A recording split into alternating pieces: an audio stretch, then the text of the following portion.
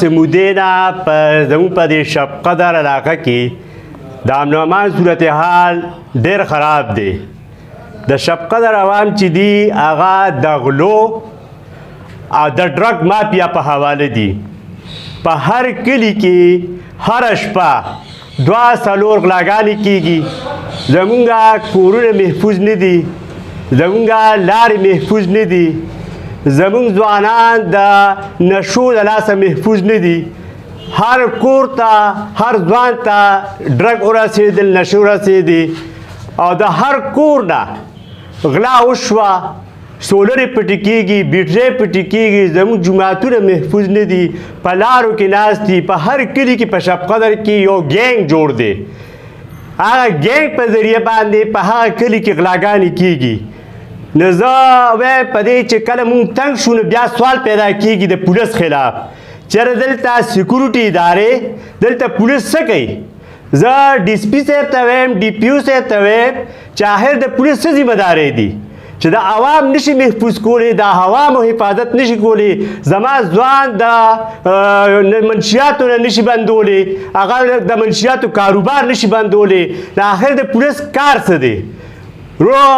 په ټول ملک کې لکه څنګه چې جماعت اسلامي د عوامو د حقوقو لپاره پاڅېدلې ده، هغه د صاحبزاده هارون رشید په شکل کې وي، هغه د پروفیسر محمد ابراهیم خان په شکل کې وي، هغه که د محترم حافظ نعیم الرحمن په شکل کې وي.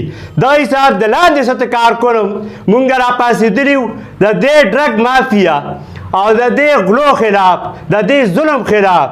په ټول ملک کې څنګه عوامي کمیټې جوړې دي، په هر محله کې مونږ په شب قدر کې عوامي کمیټې جوړې کړې دي.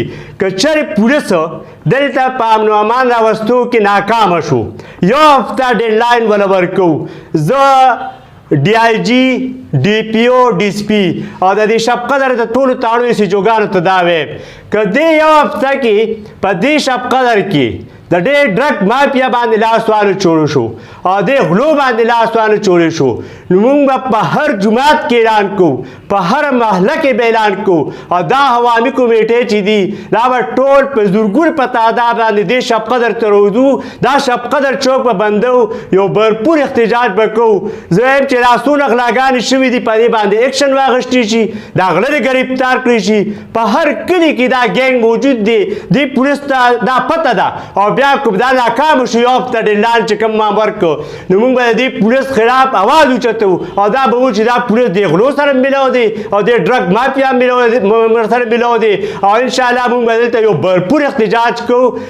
نو زه غټو اعلی حکامو ته دا وایم چې د تحصیل شب قدر باره کې نوټس واخلي، دلته چې کم بدامني ده، کم ډرګ مافیا ده، کم غله دي، کمې ډاکې دي، د دې خلاف نوټس واخلي او په دې کاروي وکړي شي چې د شب قدر عوام محفوظ ژوند تیری.